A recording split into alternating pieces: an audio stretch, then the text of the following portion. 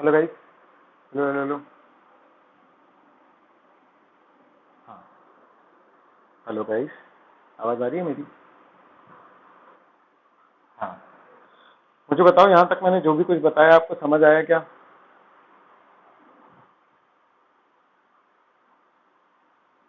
In addition, inspecting an executed contract may provide evidence relating to application of accounting policy, such as revenue recognition. ध्यान से समझो, revenue recognition मतलब एक आपको accounting standard है, accounting standard 9 समझ रहा है, जो आपको बताता है कि रेवेन्यू रिकॉग्नाइज कब होता है। इसके लिए तुम याद करो थोड़ा सा sales of goods act. Sales of goods act थोड़ा सा याद करो कि वो मोमेंट कौन सा होता है जब ओनरशिप पास होती है। आ रहा है समझ में? तो वो जो टाइम ऑफ ओनरशिप पास होती है, हेलो, ठीक है, आप ऐसा समझ लो कि अकाउंटिंग स्टैंडर्ड्स के हिसाब से वो होता है पॉइंट ऑफ सेल, यानी वो पॉइंट होता है जब आप अपनी बुक्स में सेल रिकॉर्ड करोगे। वो पॉइंट होता है जब आप अपनी बुक्स में क्या रिकॉर्ड करोगे बेटा? सेल। समझ आ रही है बात? मतलब जैसे बंदे से एडवांस मिला तब सेल रिकॉर्ड कर लें क्या? हमने उसको गुड्स दे दिए तब सेल रिकॉर्ड करें क्या? नहीं। जब आप ओनरशिप ट्रांसफर कर रहे हो तब आप क्या करोगे बेटा? सेल रिकॉर्ड करोगे। Hello hello.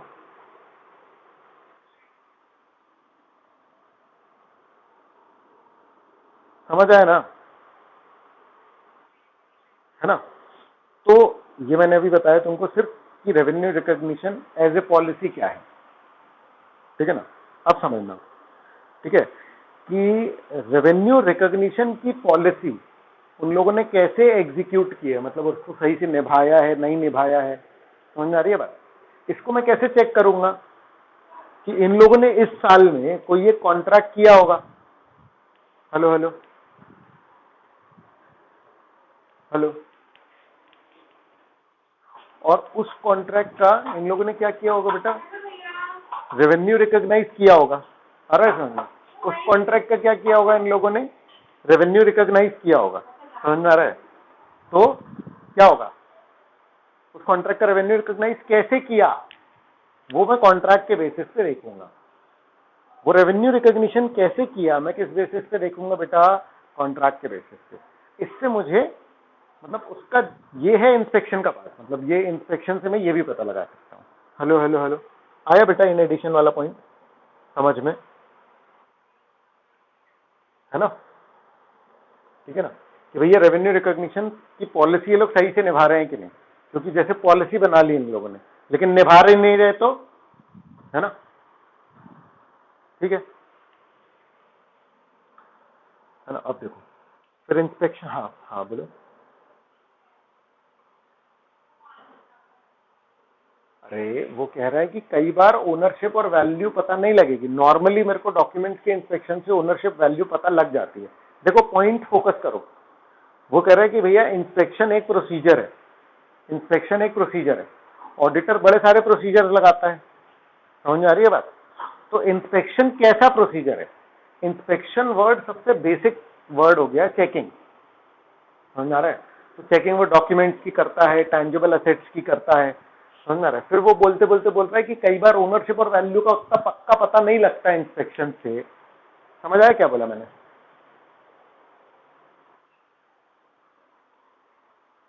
रजिस्ट्री, रजिस्ट्री, मकान की रजिस्ट्री एक डॉक्यूमेंट है। क्या रजिस्ट्री से ओनरशिप का पता लगेगा? है ना? लेकिन जैसे परचेज बिल है तो परचेज बिल से हो सकता है कि कई बार ना पता लगे।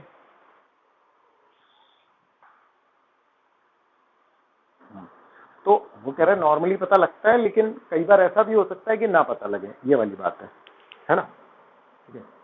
अब इंस्पेक्शन ऑफ टैंजिबल असेट्स में provide reliable audit evidence as to their existence, लेकिन इससे राइट्स एंड ऑब्लिगेशन नहीं पता लगेंगे। मतलब कि आपने जब बिल्डिंग देखी तो आपको ये तो पता लग गया कि हाँ बिल्डिंग है, बुक्स में दिखा रहे हैं तो, लेकिन ये बिल्डिंग किसकी है ये वाले के लिए तो आपको अलग डॉक्यूमेंट्स चेक करने पड़ जाएंगे। है ना? Hello hello hello. तो ऐसे अलग अलग डॉक्यूमेंट्स आपको अलग अलग चीजों का, मतलब जब आप इंस्पेक्शन करते हो तो आपको ये देखना पड़ेगा कि किस चीज का इंस्पेक्शन आपको किस चीज का भरोसा दिला रहा है, कौन सा अजर्शन आपका चेक हो रहा है ये। Hello hello hello. जब आप इंस्पेक्शन कर रहे हो तो एक एक अजर्शन टिक करते जाना है। कि मैंने ये डॉक्यूमेंट चेक किया तो हाँ अब मेरा ये वाला असर्शन जो है वो चेक हो गया, अब मेरे को बाकी असर्शन पे काम करना है। कंप्लीटनेस चेक कर ली मैंने, अकरेंस देख लूं क्या, हाँ अकरेंस किससे चेक कर लूं। अब हो सकता है कि अकरेंस के लिए मेरे को ऑब्जर्वेशन की जरूरत पड़े, हो सकता है दूसरे प्रोसीजर की जरूरत पड़े। समझ आ रहा है क्या बेटा? हेलो हेलो हेलो, है ना? चलो फिर इंस्पेक्शन ऑफ टैंजिबल एसेट में प्रोवाइड रिलायबल ऑडिट एविडेंस, पर राइट्स के बारे में नहीं हो सकता वो। Inspection of individual inventory items में accompany the observation of inventory counting. ठीक है ना? ठीक है, मतलब ये एग्जांपल्स हैं पूरे, ये पूरे क्या हैं बेटा? एग्जांपल्स हैं किसके? इंस्पेक्शन के। क्लियर है कि इंस्पेक्शन से क्या क्या पता लग जाएगा और कभी कभी क्या क्या रह भी सकता है। ठीक ठीक ठीक है ना? चलो दूसरा दूसरा प्रोसीजर क्या है? ऑब्जर्वेशन। ठीक है, हेलो हेलो हेलो, दूसरा प्रोसीजर क्या है? ऑब्जर्वेशन। पढ़े पढ़े पढ़े, है ना? देखो ऑब्जर्वेशन क्या है? ऑब्जर्वेशन ऐसा तरीका है, ऐसा प्रोसीजर है ऑडिटर का जिसमें वो खुद ही देख लेगा कुछ चीज को होते हुए। हेलो हेलो हेलो, ऑब्जर्वेशन ऐसा तरीका है जिसमें वो खुद ही देख लेगा किसी चीज को होते हुए। हेलो हेलो हेलो गाइस, है ना सर? है ना? तो observation consist of looking at the process और procedure being perform by others, है ना?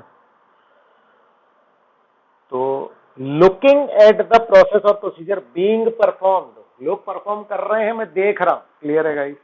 एन एग्जांपल, इसका एग्जांपल बेटा ऑब्जर्वेशन ऑफ इन्वेंट्री काउंटिंग ही है, तो ये तो बिल्कुल पक्के तौर पर लिख करके आना, एज इट इज सदियों से यही चला आ रहा है ना?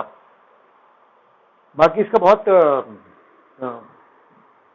रेयर वाला एग्जांपल है कि कोई सेल हो रही है, उस समय ऑडिटर एक बार आया था तो एक सेल उसने होती हुई देखी, और जब उसने सैंपल निकाले तो वही वाली सेल निकली। समझ में आ रही है बात? तो उसको याद आ गया कि हाँ यार ये वाली सेल तो मैंने खुद अपनी आंखों से होते हुए देखी थी। तो ऑब्वियस सी बात है, उसका सेटिस्फेक्शन आ गया, सीधे सीधे वो हाँ करके निकल जाएगा। समझ गए क्या? है ना? Observation provides audit evidence about the performance of the process और procedure, but is limited to the point of time at which the observation takes place. क्या बोल रहे हैं? ऑब्जर्वेशन आपको ऑडिट एविडेंस दे सकता है, दे ही देता है, लेकिन ये तो तभी हो सकता है ना जब आप उस समय हो, जब वो प्रोसीजर हो रहा है। मतलब अगर आप उस समय नहीं थे तो नहीं थे, खत्म हो गई बात। समझ आ रहा है क्या? ऑब्जर्वेशन, अच्छा मुझे बताओ कौन सा प्रोसीजर ज्यादा बेटर है, इंस्पेक्शन या ऑब्जर्वेशन? ऑब्जर्वेशन ज्यादा बेटर हो सकता है, हाँ।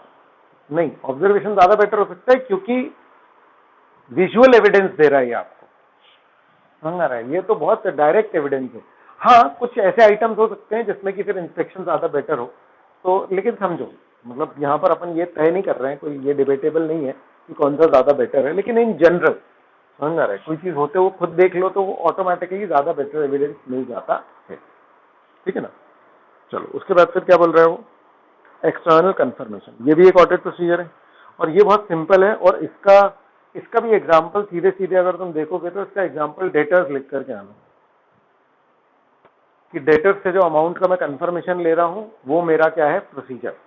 एक्सटर्नल कंफर्मेशन याद रखो सिर्फ डेटर क्रेडिटर के लिए नहीं, किसी भी चीज के लिए हो सकता है। समझ आ रही है बात? अब ध्यान से समझना, मेरा मेरा मेन डॉक्यूमेंट कौन सा है जिसकी मैं सारी चेकिंग की बात कर रहा हूँ? क्या चीज की चेकिंग कर रहा हूँ मैं, क्या कर रहा हूँ, मतलब सबसे मेन क्या है मेरी? ये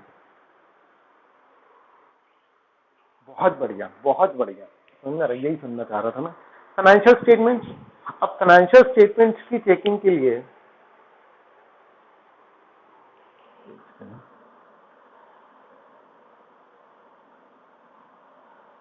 ठीक है,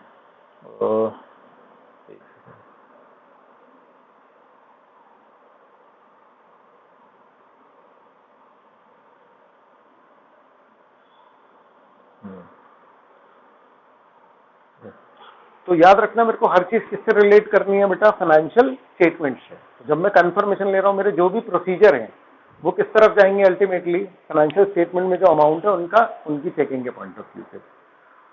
तो जैसे कि फॉर एग्जाम्पल है ना, मैं डेटा चेक कर रहा हूँ तो फाइनेंशियल स्टेटमेंट में अमाउंट आने वाले हैं, उसकी चेकिंग में कर रहा हूँ। ठीक है बेटा, हेलो हेलो हेलो, समझ आ रहा है ये, है ना। तो एक्सटर्नल कंफर्मेशन आपको डेटा क्रेडिटर के लिए भी मिल सकता है, इन्वेस्टमेंट्स के लिए भी मिल सकता है। इन्वेस्टमेंट में मैं ब्रोकर से कंफर्म कर लूँ, है ना। अब तो खैर ऑनलाइन हो गया है तो ऑनलाइन में उसको चेक कर सकता हूँ। उसके अलावा लोन वोन के कंफर्मेशन ले सकता हूँ, बैंक बैलेंस का कंफर्मेशन तो लेता ही लेता हूँ मैं, समझ रहा है। एफडीज वगैरह की कंफर्मेशन लेता हूँ मैं बैंक से डायरेक्टली, ठीक है ना। तो ऐसे नाना प्रकार के एविडेंसेस होते हैं, समझ आ रहा है, ठीक है ना। सॉरी, नाना प्रकार के एक्सटर्नल कंफर्मेशन होते हैं, बोलो ठीक है। ठीक है बेटा, सेल्स वगैरह के भी मैं कंफर्म हूँ, किसी भी थर्ड पार्टी से कंफर्म करना कुछ भी वो तुम्हारा एक्सटर्नल कंफर्मेशन में आ जाएगा। इसका सबसे ब्रॉड यूसेज डेटा क्रिएटर में होता है, इसलिए ऑब्वियसली बात है हम ज्यादातर उसी को यूज करते हैं, लेकिन बस मतलब वैसे किसी में भी यूज हो सकता है। ठीक है बेटा,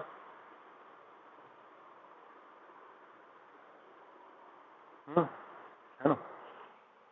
चलो फिर देखो,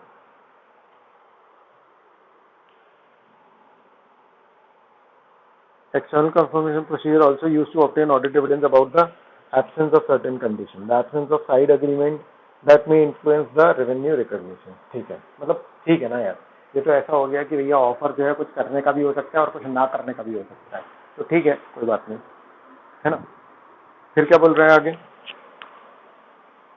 रिकैलकुलेशन। रिकैलकुलेशन मतलब मैथमेटिकल एक्यूरेसी, ये बहुत सरस है, 2 लाइन का है, ठीक है। इसका एग्जाम्पल की भी कोई खास जरूरत नहीं है, किसी भी बिल का किसी भी चीज का हो सकता है।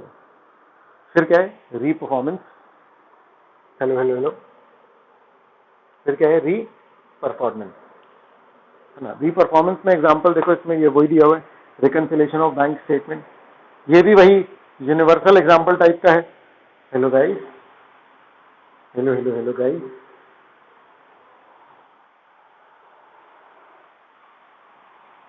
ठीक है ना। फिर क्या है,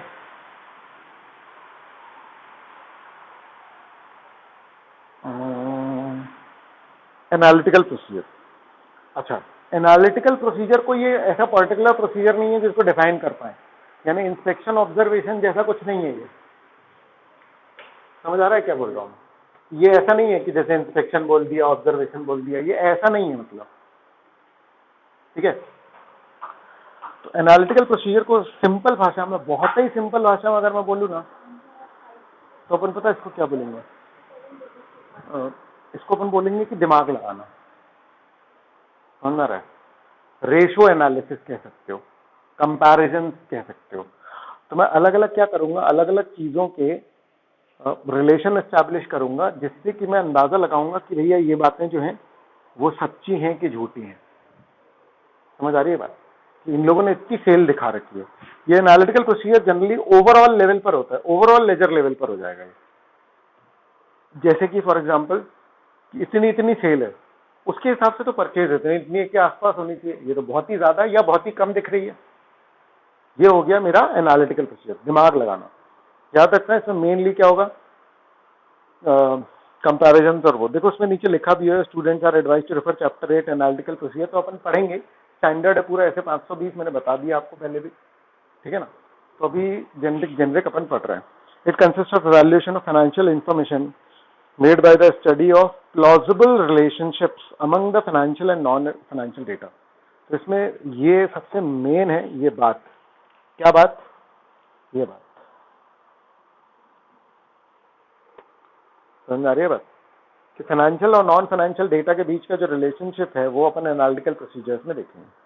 analytical procedure also encompass the investigation of identified fluctuations and relationship, जो कि हमारी अंडरस्टैंडिंग से या प्रेडिक्टेड अमाउंट से अदर जा रहे हैं। मेरे को लग रहा था कि यार परचेजेस 80% होनी चाहिए और वो परचेजेस जो है वो 30% जा रही है, there has to be some misstatement, समझ में आ रही है बात। हेलो हेलो हेलो, ठीक है। फिर हाँ, सुनाई नहीं दे रहा है बेटा आपकी आवाज।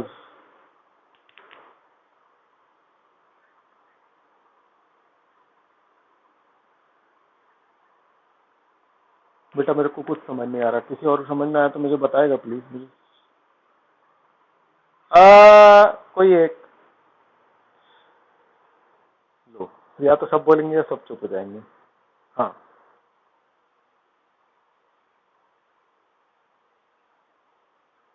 हाँ हाँ हाँ हाँ हाँ, बिल्कुल सही।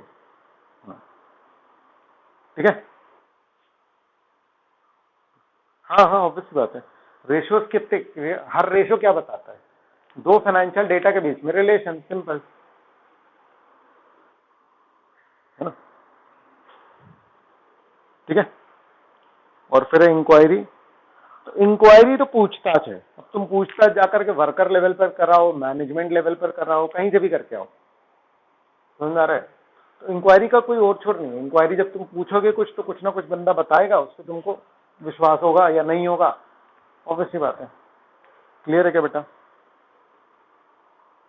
है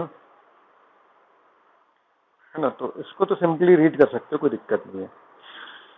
रिस्पॉन्सेस टू इंक्वायरी में provide the auditor with information, जो उसको पहले से नहीं थी, समझ आ रहा है ना, या जो उसको पहले से पता थी उससे मेजर डिफरेंस आ जाए। मतलब ऐसे ही वो पूछ रहा है किसी वर्कर से, वर्कर बोल रहा है कि अरे यार इन लोग तो खूब किराए से मशीन लाते हैं, फिर चली जाती है मशीन, मेरे को दिख रहे हैं फिक्स सेट नहीं, उनने मेरे को फिजिकल वेरिफिकेशन कराया, फिक्स सेट खरीदा बोल के, है ना। तो भाई ये तो एकदम से मतलब फ्रॉड टाइप का एकदम फील होने लग जाएगा, है कि नहीं। तो ऐसे बड़ी सारी चीजें हैं जो पूछताछ से आपको पता लग जाएंगे, है ना। और उसको आप एग्जिस्टिंग एंटिटी के नॉलेज से आप कोरोबरेट करते जाओगे, समझ में, कोरिलेट करते जाओगे, सॉरी, समझ में आ रहा है। तो उससे क्या होगा कि आपको कंक्लूजन तक पहुंचने में मदद मिलेगी। समझ गए गाइस? हाँ हाँ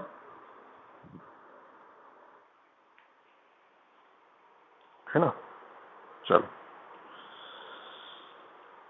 ठीक है। तो उसके बाद फिर ये 3.14 पेज से अपन कल पढ़ेंगे। ये रीड कर लेना, इसमें कुछ खास अब है नहीं बचा, बस इसमें से वर्ड जरूर निकाल लेना जो एग्जाम में लिखने के पॉइंट से आए। अगर इंक्वायरी अलग से आ जाए, इंक्वायरी अलग से भी आ चुका है, एनालिटिकल प्रोसीजर तो स्टैंडर्ड के बेस पे आंसर होगा। बाकी प्रोसीजर आए तो ऑब्वियसली बात है सब्सटैंटिव, और ये भी लिखना सब्सटैंटिव, और क्या नाम है इसका, टेस्ट ऑफ कंट्रोल, है ना, और कंप्लायंस प्रोसीजर बोलते हैं इसको एक्चुअली में। ठीक है।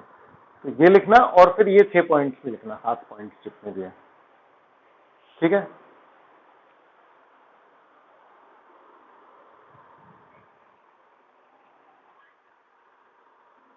ठीक ना। चलो ठीक है गाइस, आज इतना ही करते हैं।